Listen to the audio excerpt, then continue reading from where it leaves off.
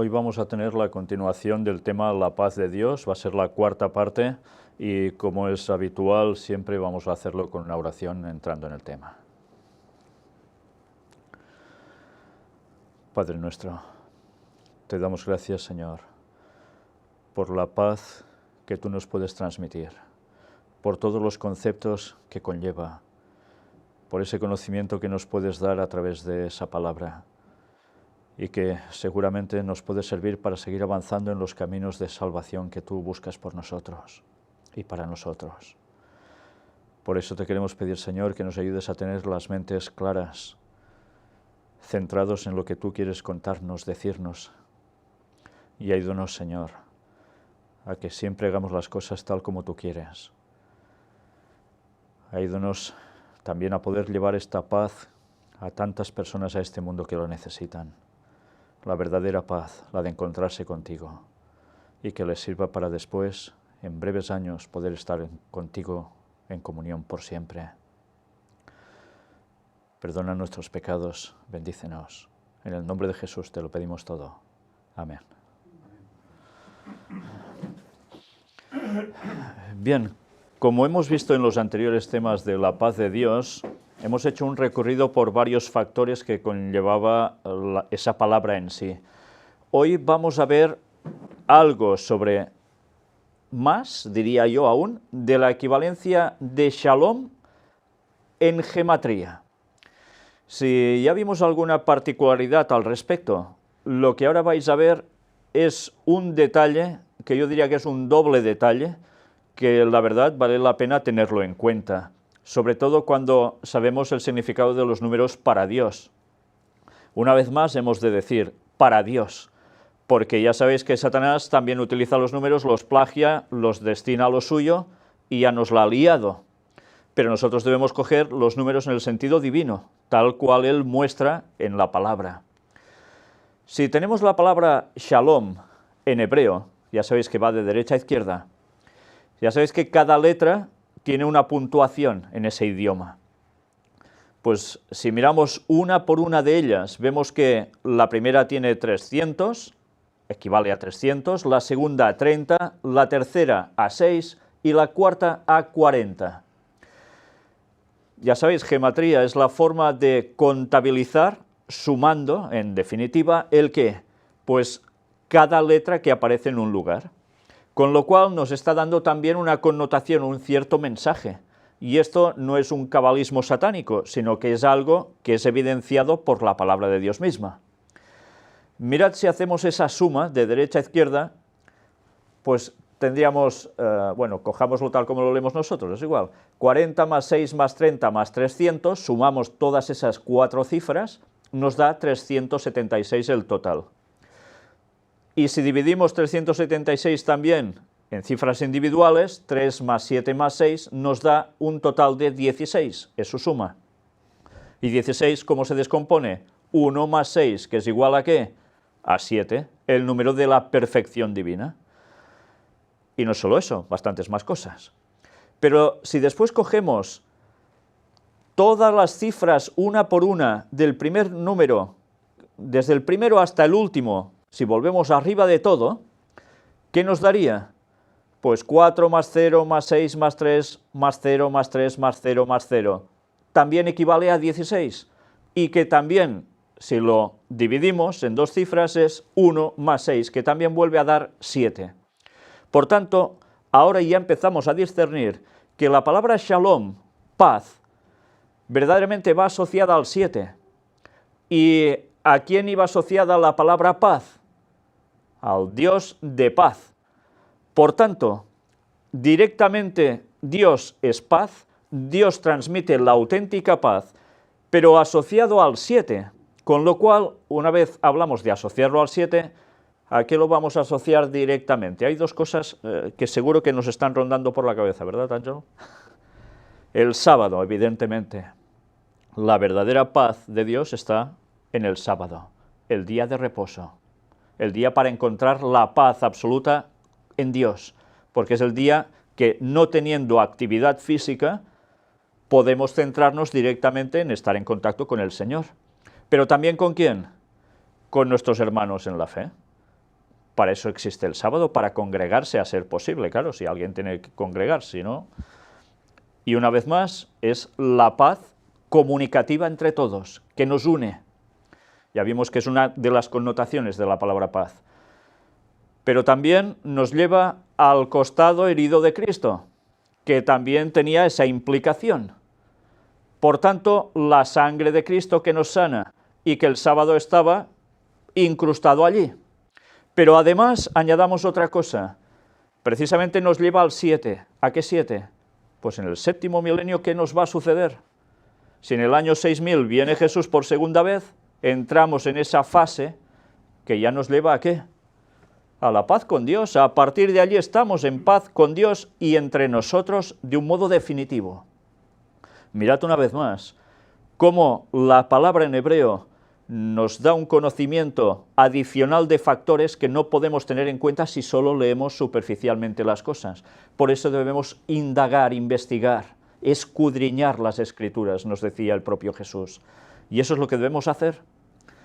Pues bien, viendo todas estas connotaciones que evidentemente no son casualidad, Dios no hace las cosas por casualidades, sino por transmitir conceptos, vamos ya a entrar de lleno en la paz en el Nuevo Testamento. Estuvimos viendo textos en el Evangelio de Mateo, Marcos, etcétera, etcétera, en los 4 evangelios, que nos hablaban sobre la paz. Pero hoy no vamos a tocar ya los 4 evangelios, sino que vamos a adentrarnos en el resto de libros del Nuevo Testamento que aparece la palabra paz. En algunos vamos a ver hasta incluso su contexto. Porque lo que vamos a hacer ahora, ya sabiendo lo que significa la palabra paz, que ya lo expusimos, no vamos a decir, mira, quiere decir esto y lo otro, sino que vamos a coger donde está ubicada para extraer lecciones que nos van a servir en el día a día a nosotros. Porque ¿de qué nos van a servir muchas teorías, muchos numeritos y muchas cosas bonitas si no sabemos aplicar esto a nuestras vidas? El Evangelio estaría vacío, estaría muerto. Y el Evangelio es vida. ¿Qué quiere decir eso? Que hay que vivirlo. Por tanto, vamos a extraer de la palabra paz en estos distintos lugares algo que verdaderamente nos puede dar que pensar y mucho en distintas cuestiones de la vida. Por ejemplo, si vamos al libro de los Hechos de los Apóstoles, en el capítulo 7, versículo 26, nos dice, y al día siguiente se presentó a uno de ellos que reñían y los ponía en paz, diciendo, varones, hermanos sois, ¿por qué os maltratáis el uno al otro? ¿Quién dijo esto? ¿Jesús? ¿Esteban? Lo dijo Moisés. Aquí Lucas, en el libro de Hechos, recoge las palabras de Moisés. ¿Y qué tiene que ver Moisés con estas palabras? ¿Recordáis que Moisés interviene entre una lucha, cuestión de hebreos? ¿Recordáis cuando él está aún en el mando real? Bueno, no llega a ser faraón, pero está en ese estatus. ¿Y qué hace? Comete un asesinato. Sí, para salvaguardar la paz, ¿no? Pero ¿qué hace? Después, hay una situación en la cual ve una riña entre hebreos mismo. ¿Y qué hace? ¿Va y les pega de tortas? No. Va y con muy buenas palabras, para intentar conciliarlos, les dice, varones, hermanos sois, ¿por qué os maltratáis el uno al otro? ¿Tenía razón aquí Moisés en intervenir y decir estas palabras? La tenía absolutamente. Si eran hermanos de hecho, ¿por qué se maltrataban el uno al otro? Yo no sé si vosotros nunca habéis visto alguna escena en alguna iglesia donde se haya llegado a las manos. ¿Sabéis? Es la cosa más triste y miserable que puede llegar a acontecer. Pero se ha dado, ¿eh? Y son situaciones realmente repugnantes, porque piensa uno, ¿cómo puede ser? Si estamos teóricamente entre hermanos y se están dando de bofetadas. Y a veces no hace falta llegar a las manos. Puede ser agresión verbal, sencillamente eso, pero que a veces duele más incluso que las manos, ¿no? ¿Por qué os maltratáis el uno al otro? Moisés, ¿qué estaba haciendo allí? Estaba haciendo algo que Jesús también nos iba a decir, ¿no? No expresó que no harás con el otro lo que no quieras que hagan contigo? Y harás con el otro lo que quieres que hagan contigo, ¿verdad que sí? Pero, ¿sabéis? Moisés había hecho una pifia terrible antes, y esa le iba a pasar factura, porque le había visto uno de ellos cuando había cometido el asesinato, ¿y qué le dijo? ¿Qué? ¿También harás lo mismo conmigo o con nosotros, como hiciste con ese? ¿Y qué tuvo que hacer? Huir. Imaginaos después cómo Dios tuvo que arreglar todo ese percance para convertir a Moisés en el hombre más pacífico de la historia, aparte de Jesús. Vaya faena le debió dar, ¿eh? 40 años en el desierto para ponerlo a tono. ¿Y por qué reaccionó así, matando a otro Moisés, en vez de en un principio decir, no, no lo hagas? ¿Qué le salió? Le salió el Rambo que llevaba dentro, ¿entendéis? La agresividad. ¿Por qué? Porque él, ¿dónde había estado formado? Pues como, ¿qué llevaba él? ¿De qué participaba él en Egipto? Su formación fue militar, para llegar a poder ser faraón incluso. Por tanto, ¿qué le salía innato? Cuando hay un problema, a repartir tortas. Claro, y así se acababan los problemas. Pues imaginaos qué lección podemos extraer de aquí. Si nosotros nos autofomentamos aprendiendo técnicas de taekwondos, karates, kung fus, judos y no sé cuántas cosas más, boxeos, ¿qué nos va a salir innato cuando hay un problema? Primero ir a separar poniendo paz. Algunas veces quizás sí, pero lo más fácil es que como además te digan algo, vayas directamente a por el otro. ¿Os dais cuenta cómo algo no cuadra aquí? Pero bien, ya veis, en ese caso los ponía en paz, ¿qué era? En tranquilidad uno con el otro, que se reconciliaran tranquilos. Bueno, pues ya veis qué cosas se puede extraer de un solo versículo, y podríamos estar hablando sobre esto muchísimo más, ¿verdad? Por tanto, entre hermanos, ¿tiene que haber maltratos? Si no tiene que haberlo con los otros, ¿cómo debe haberlo entre hermanos? Hechos capítulo 9, versículo 31 nos dice: entonces las iglesias tenían paz por toda Judea, Galilea y Samaria, y eran edificadas, andando en el temor del Señor, y se acrecentaban fortalecidas por el Espíritu Santo. Por tanto, ¿qué se puede deducir de las iglesias que no están fortalecidas por el Espíritu Santo? ¿Que no están siendo edificadas? No me refiero a objeto, iglesia, edificio, sino como comunidad, congregación. Pues que normalmente no se andará en el temor del Señor. ¿Sabéis que Elena White dice que hay iglesias que no crecen nunca? ¿Y sabéis por qué? Pues porque no se está haciendo la voluntad de Dios. Se va cada uno a la suya. Hay disensiones. Incluso Ellen White llega a decir que Dios no permite el crecimiento de ciertos lugares, de ciertas congregaciones, porque si fuera alguien nuevo allí y viera el percal que hay montado, se irían y ya no volverían jamás. Y eso es muy triste, porque teóricamente cualquier iglesia que diga que tiene la verdad debe representar la verdad, debe vivirla, no como un teatro. Pero las iglesias ahí tenían paz en todos esos lugares. ¿Por qué? Porque hacían las cosas en el temor del Señor. Y entonces el Espíritu Santo puede actuar. Hechos 10:36. Dios envió mensaje a los hijos de Israel, anunciando el Evangelio de la paz por medio de Jesucristo. Este es Señor de todos. Una vez más nos vamos a dar cuenta, ¿el Evangelio qué es? ¿Cómo se define, traducido la palabra Evangelio en otras dos? Buenas nuevas. Por tanto, ¿quién anunciaba las buenas nuevas? ¿De la paz? ¿De la reconciliación? ¿De la unión? Jesús. Por medio de Jesús, Dios envió mensajes a los hijos de Israel. El mensaje más claro, el de la salvación, que constaba en Jesús. ¿Le hicieron caso la mayor parte de ellos? Fue rechazado por la mayor parte de ellos.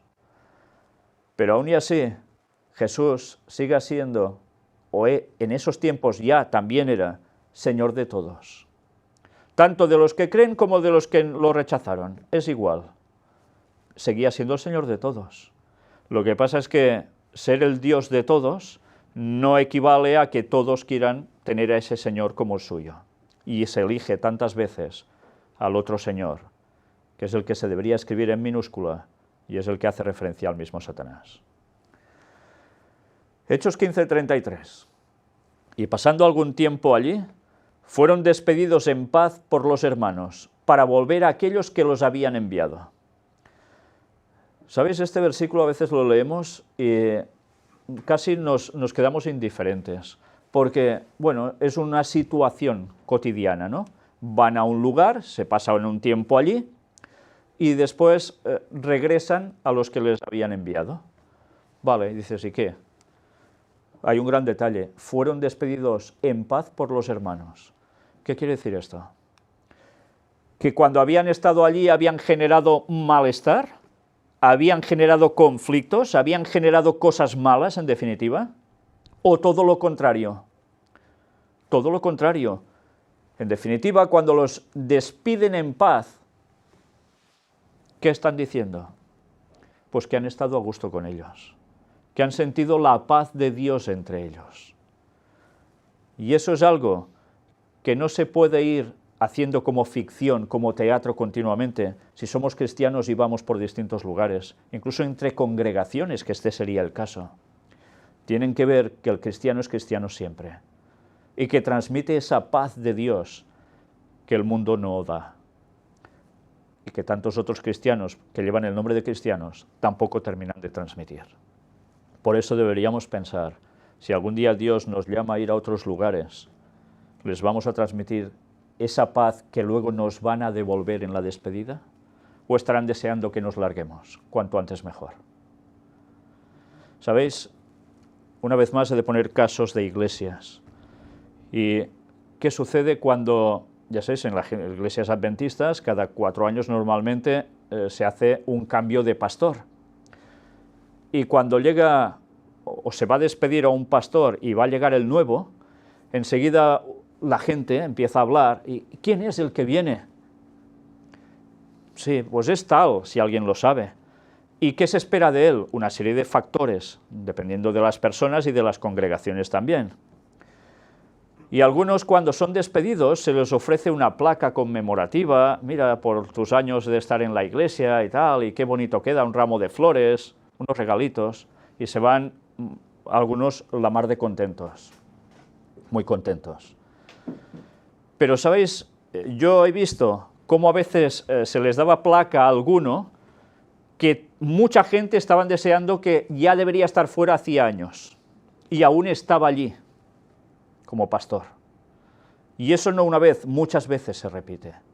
Y se le da la placa para quedar bien, pero por detrás, pues a ver si se va ya de una vez. Pues, ¿por qué le das ya la placa? ¿Por qué no dices ya de un principio, mira, no estás obrando bien como Dios quiere, no eres un buen pastor, por tanto, adiós muy buenas, de aquí no puedes estar haciendo de pastor? Pero no, se aguanta, se generan rencillas, se dividen en bandos, unos en favor, otros en contra, y así van las iglesias, que cada vez que suele llegar un pastor, que pocas veces, bueno, esto pasa en todas partes, ¿alguien gusta a todo el mundo? ¿Verdad que no? Por más que quieras esforzarte, no, habrá personas que contigo no comulgarán, o viceversa, ¿no? Claro. Pero aún y así quiere decir que si no estás totalmente de acuerdo en lo que hace y dice una persona, no ya por cuestiones bíblicas, porque esas deberían ser inamovibles, sino por formas de ser a veces, porque todos somos como somos aún ahora, ¿eso debería generar malestar entre nosotros?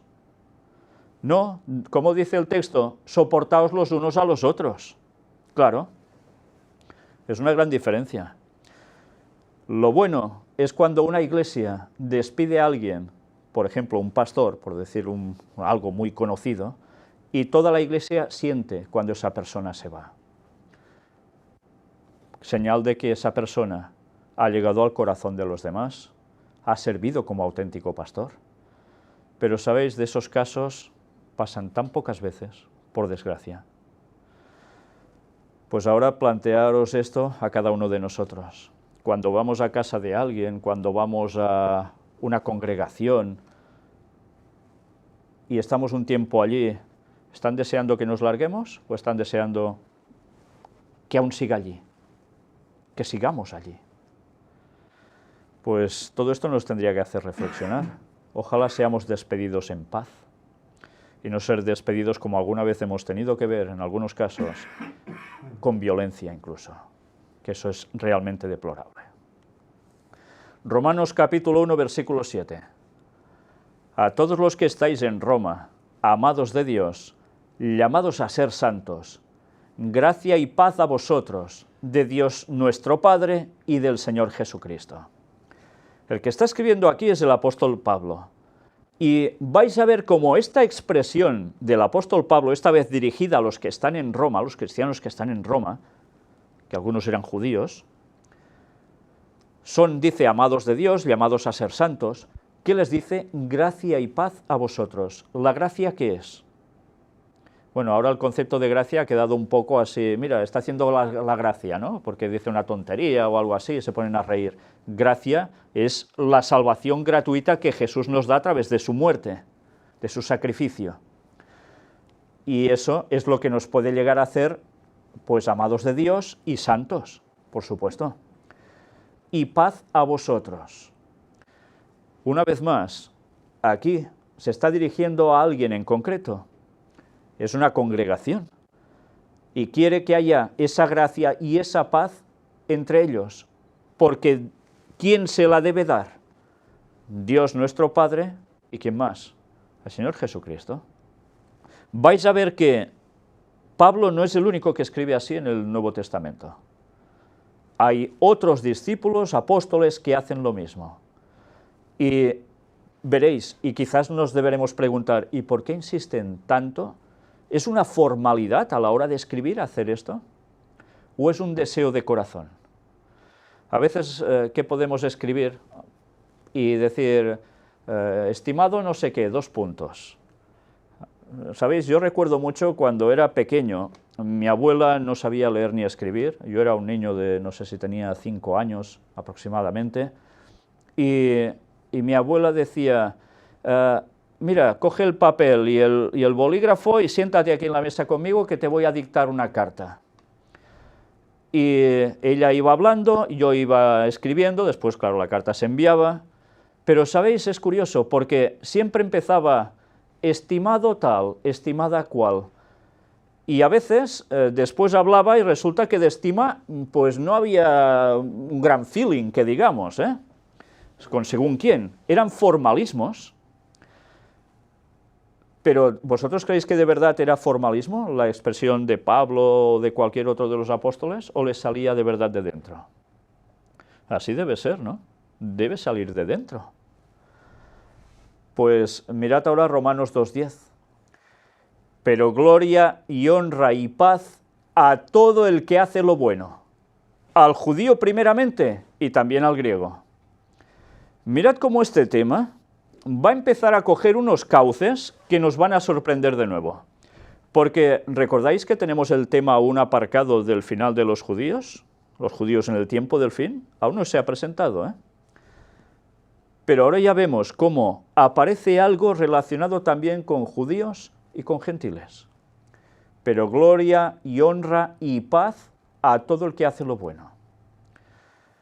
Por tanto, a todo el que hace lo malo, ¿debe haber gloria y honra y paz? ¿Qué opinamos? ¿Os dais cuenta cómo enseguida, si cogemos la frase, nos pone entre la espada y la pared?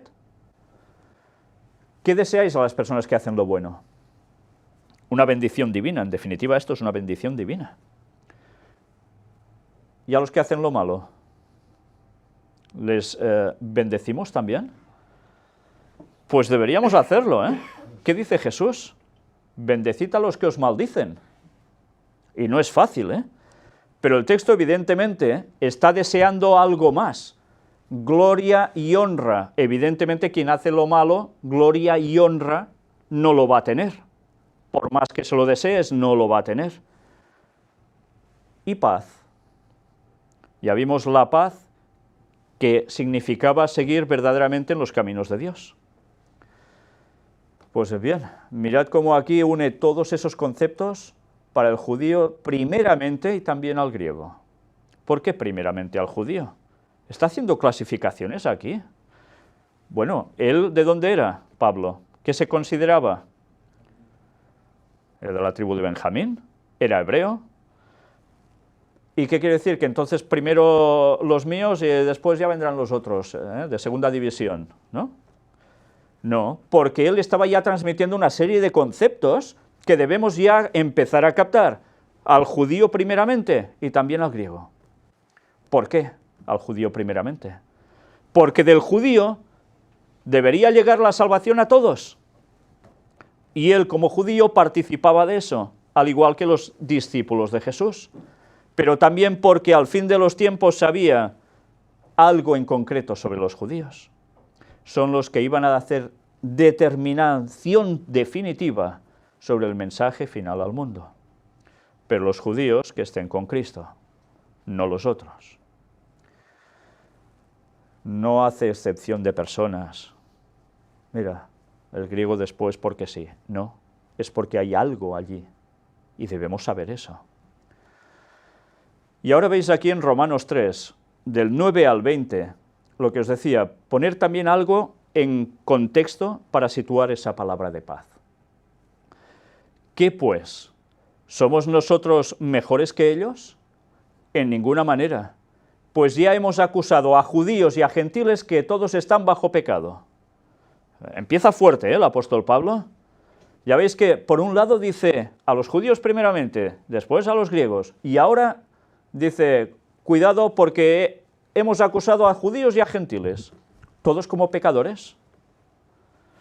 O sea, ¿qué está haciendo ahora? ¿Está rectificando lo que ha escrito antes? No, está haciendo una constatación. Da igual si eres judío que si eres gentil, eres pecador. Y si no haces las cosas de Dios, seguirás siendo pecador hasta el final y vas a tener la perdición. Como está escrito, no hay justo ni aún uno. El apóstol Pablo escribió, no hay justo ni aún uno. ¿Sabéis que este solo texto ya serviría para refutar la creencia de que la Virgen María fue hecha también en concepción inmaculada? ¿Y que no pecó nunca? ¿Esto es lo que dice el catolicismo? Pues están contradiciendo las palabras del mismo apóstol Pablo que dice no hay justo ni aún uno. ¿Quién fue el único justo? Jesús. No hubo otro. Por tanto, mirad si es fácil tirar por tierra toda una falsa doctrina y tan solo con un texto. No hay quien entienda, no hay quien busque a Dios. Todos se desviaron, a una se hicieron inútiles. Son palabras muy fuertes, ¿eh? Decir a alguien, te has hecho un inútil, no está diciendo, mira, es que no hace bien un trabajo. No, se hacen inútiles porque quieren, porque podrían ser totalmente aptos y útiles para el servicio de Dios aceptándolo, y en cambio lo rechazan, sean judíos, sean gentiles. Todos se desviaron, a una se hicieron inútiles. No hay quien haga lo bueno, no hay ni siquiera uno. Nos lo está repitiendo, ¿eh? No hay ni siquiera uno. Sepulcro abierto es su garganta. Con su lengua engañan. Veneno de áspides hay debajo de sus labios, de serpiente. Son palabras tremendas, ¿eh? Porque está hablando de judíos y de gentiles. ¿De cuáles? ¿Los que siguen a Jesús de corazón o los que lo siguieron ese entonces? No, está hablando de los que los estaban rechazando y de los que seguirían rechazándolo así. Jesús dijo también algo parecido, ¿lo recordáis? Sois sepulcros blanqueados, muy bonitos por fuera, ¿eh? Pero por dentro un pestazo y lleno de huesos que están podridos que es demasiado. Bueno, pues es la comparativa con la persona. Pero cuando nos habla sepulcro abierto es su garganta, ¿qué quiere decir? Con su lengua engañan. ¿Qué hay en la garganta, la lengua, los labios? Nos está hablando de la boca en general. ¿Qué sale de la boca? En este caso, las palabras que matan, el veneno. Claro. Su boca está llena de maldición y de amargura. De maldición. ¿Qué suelen hablar muchas personas sobre otros? Maldiciones, sí. Pero, ¿os dais cuenta que dice y de amargura? Si alguien se siente amargado, ¿por qué es? ¿Tiene paz? No tiene paz. Sus pies se apresuran para derramar sangre. Eso sí, para liar la gorda sí que se apresuran, ¿eh? Quebranto y desventura hay en sus caminos. O sea, nada de bueno. Y no conocieron camino de paz. ¿Cómo van a conocer camino de paz si rechazan a Cristo? Su verdad auténtica. Es imposible tener paz.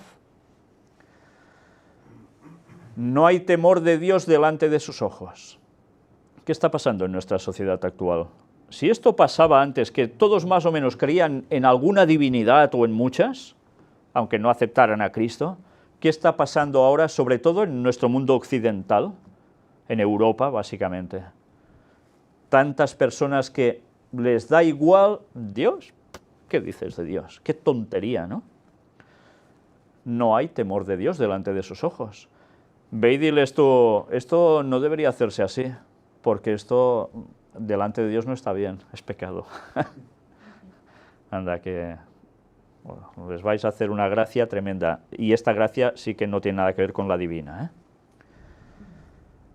Pero sabemos que todo lo que la ley dice, lo dice a los que están bajo la ley, para que toda boca se cierre y todo el mundo quede bajo el juicio de Dios.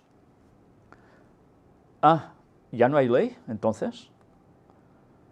Aquí nos está diciendo que hay ley porque hay juicio de Dios. Si va a haber juicio de Dios también al final, es que aún hay ley, si no la ley ya no estaría. Por tanto, fijémonos y entendamos bien las Escrituras, y todo el mundo evangélico que está diciendo, sean pentecostales o no, que la ley ya está clavada en la cruz, etcétera, etcétera, que interpreten bien el texto, porque no está hablando de los 10 mandamientos, sino de la ley ceremonial, que se le dio a Moisés también como rituales y demás. Ya que por las obras de la ley ningún ser humano será justificado delante de él, porque por medio de la ley es el conocimiento del pecado.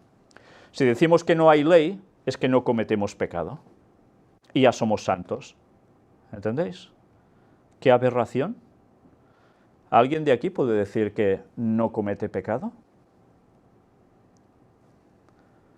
Como diría Jesús, que tiró la primera piedra, ¿eh?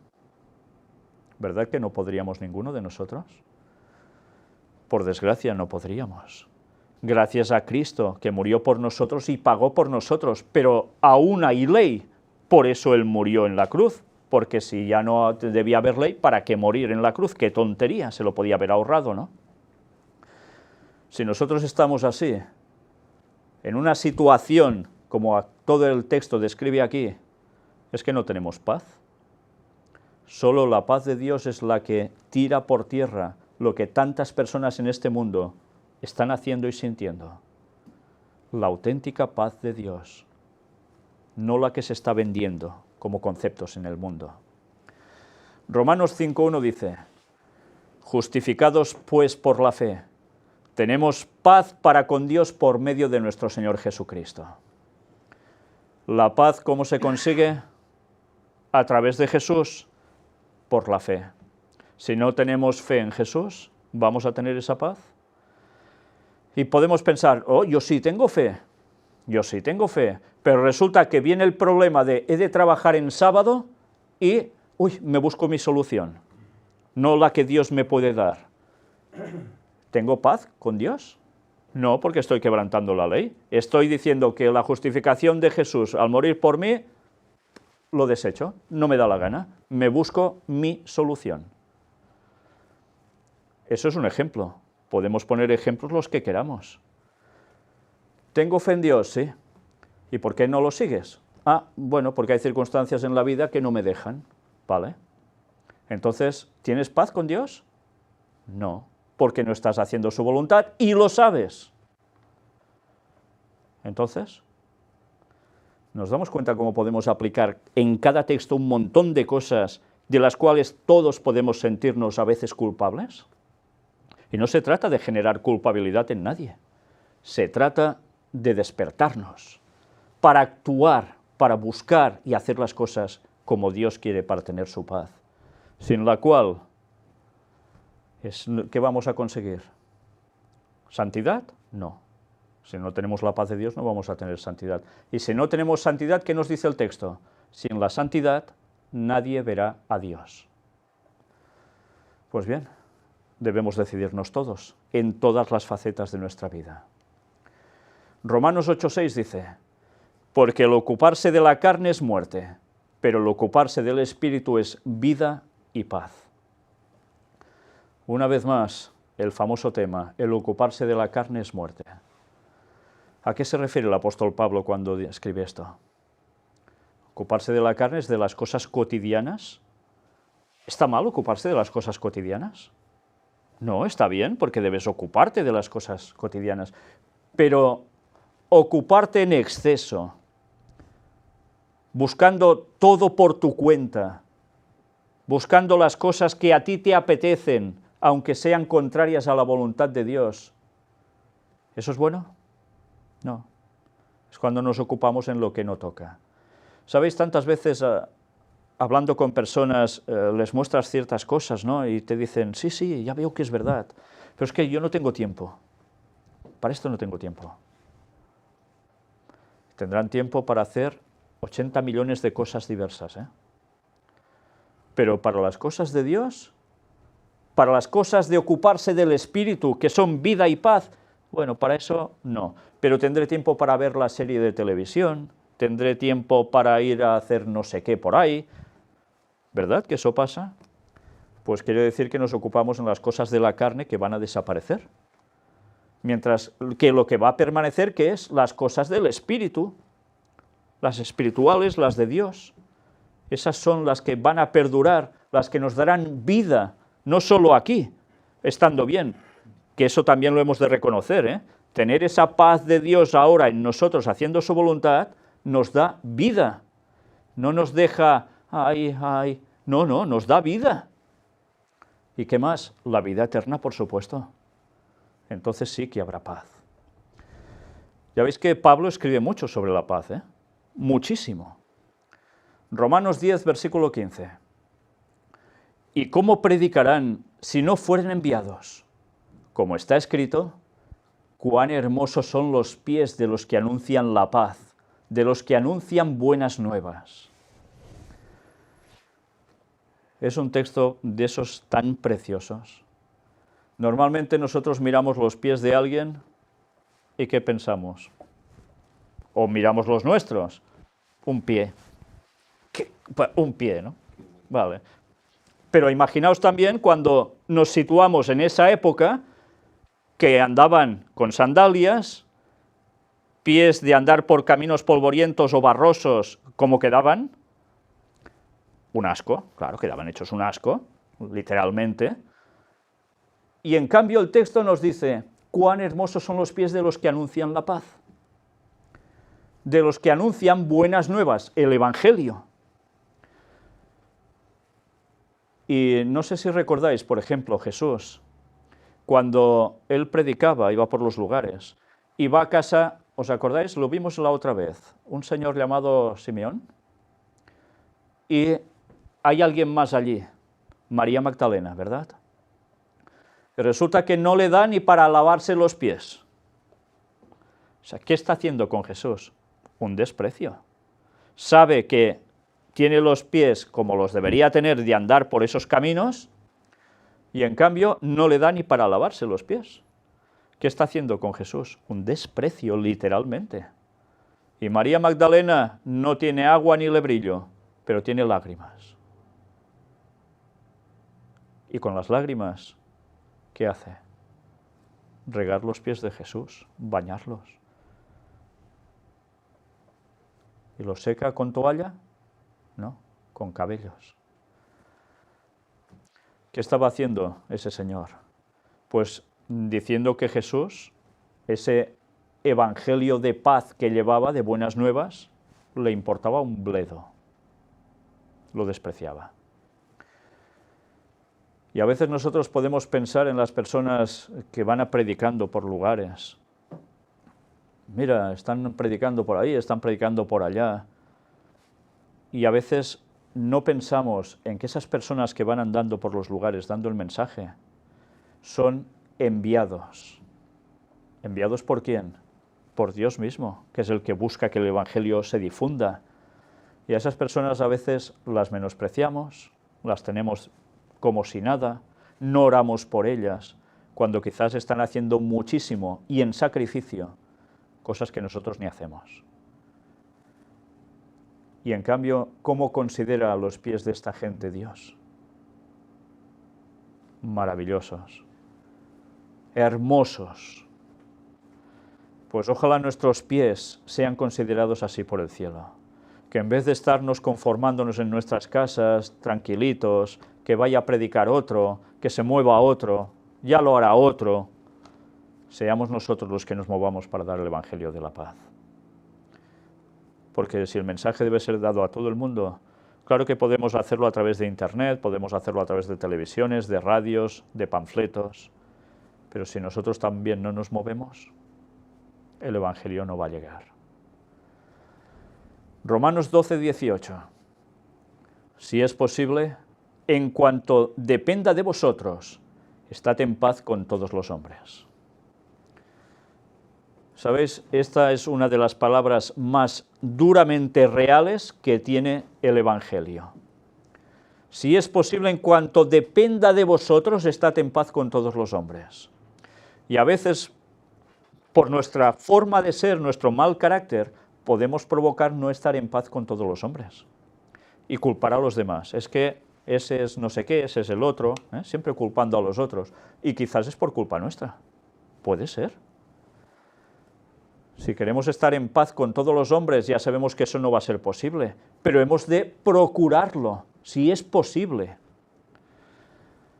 Una vez más, no podemos ponernos contra personas. Debemos ponernos contra lo que se está haciendo mal y con amor intentar hacerles ver que las cosas deben ser cambiadas. Aunque eso no siempre es posible, ¿verdad? Ni siempre se quiere. Pero por nuestra parte, que no quede. Estemos en paz con todos los hombres. No nos busquemos problemas que no tocan. Porque a veces sabéis que hay cristianos que se buscan problemas donde no hay. Sí, porque dicen las cosas de un modo brusco, porque quizás deben tomar una serie de decisiones y van a extremos y provocan malestar. Y así tantas cosas. Nosotros debemos ser centrados y estar en paz con todos los hombres, no procurando y generando situaciones adversas, expresamente. Romanos 14, 17 al 19 nos dice Pablo también, porque el reino de Dios no es comida ni bebida, sino justicia, paz y gozo en el Espíritu Santo. Porque el que en esto sirve a Cristo agrada a Dios y es aprobado por los hombres.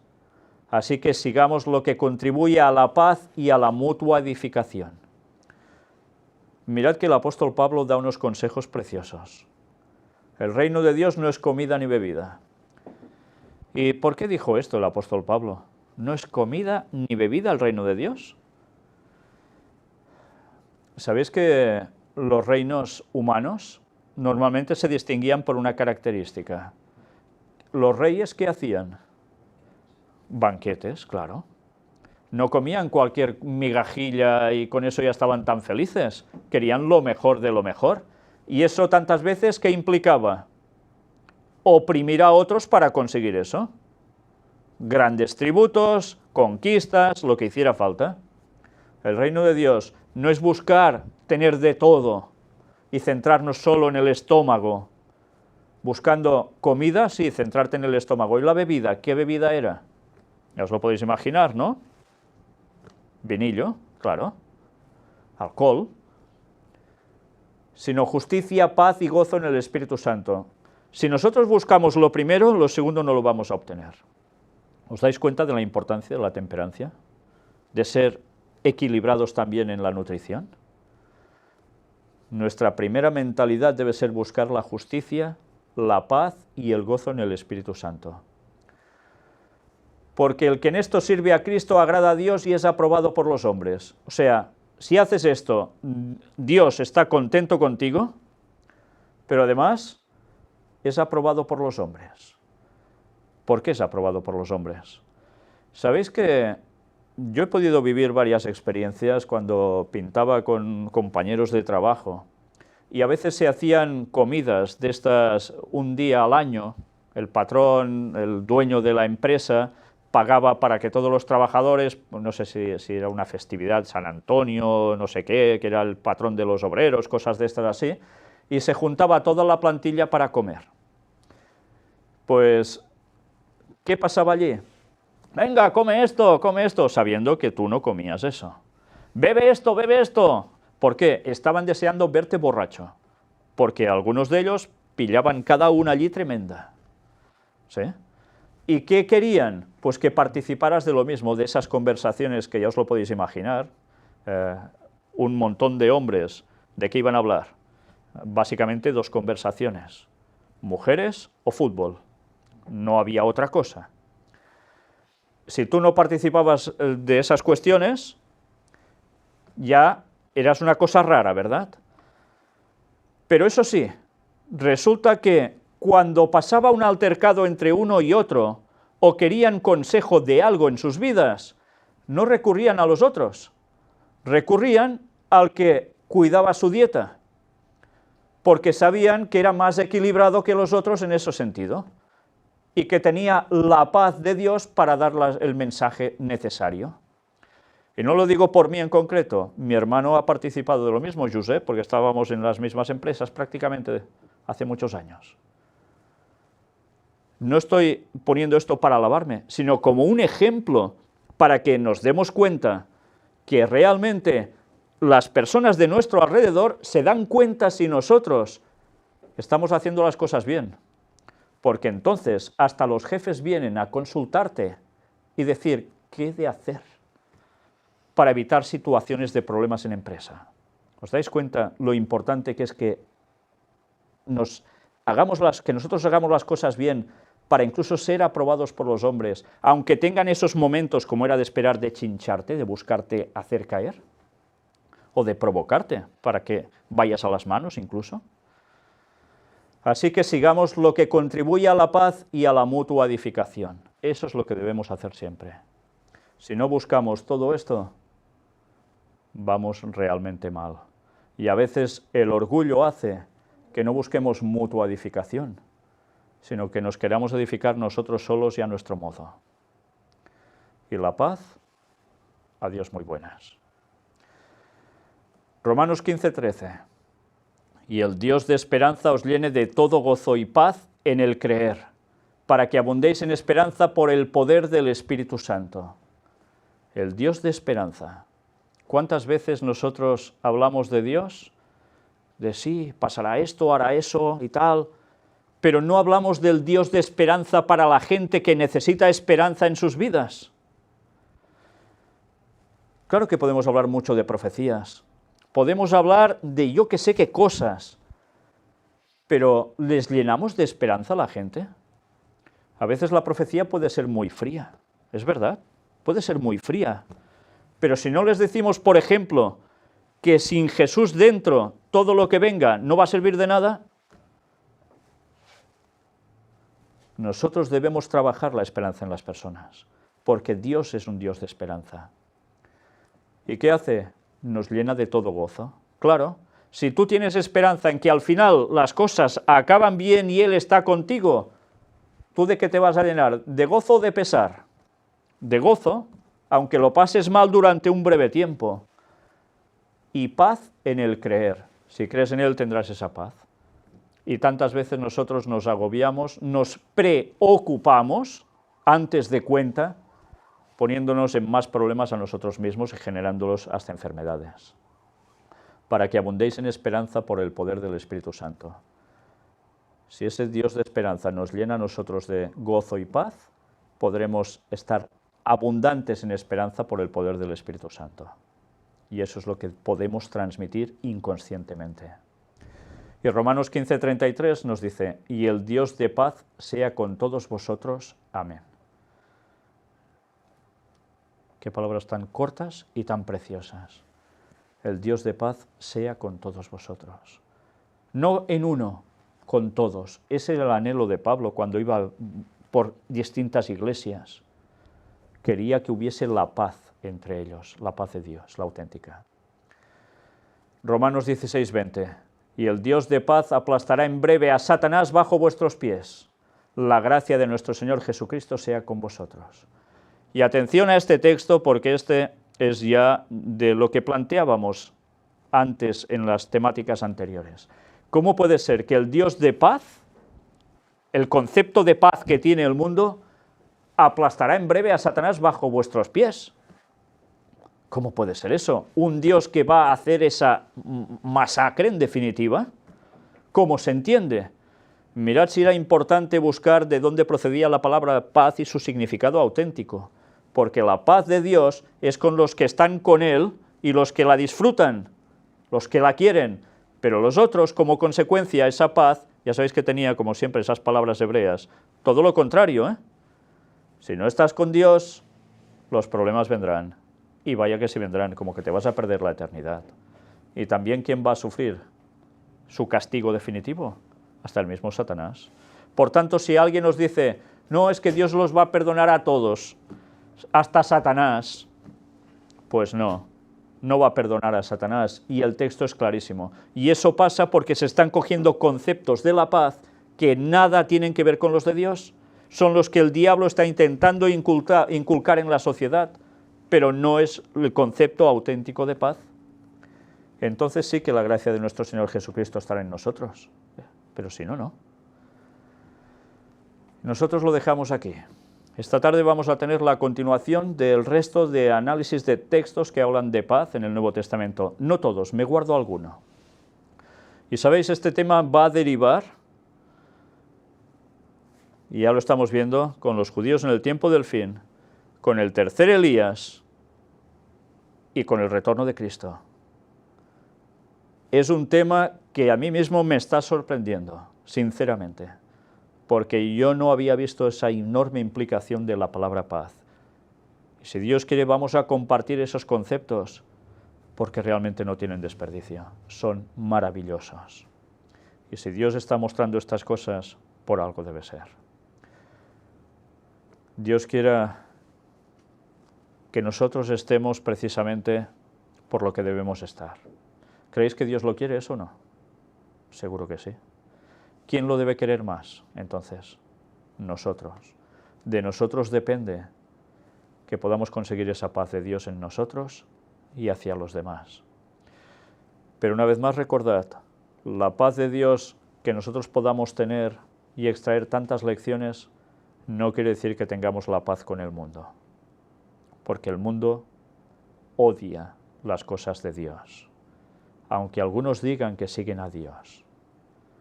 Si la verdad se rechaza, es porque en verdad no se quiere la paz de Dios y se busca una propia, poniéndole el título de es la paz de Dios. Y no es así. Pues que el Señor nos guíe para poder tener esa paz, compartirla, pero sobre todo vivirla, porque si no la vivimos jamás la vamos a compartir. Que Dios nos ayude a ello. Vamos a terminar con una oración.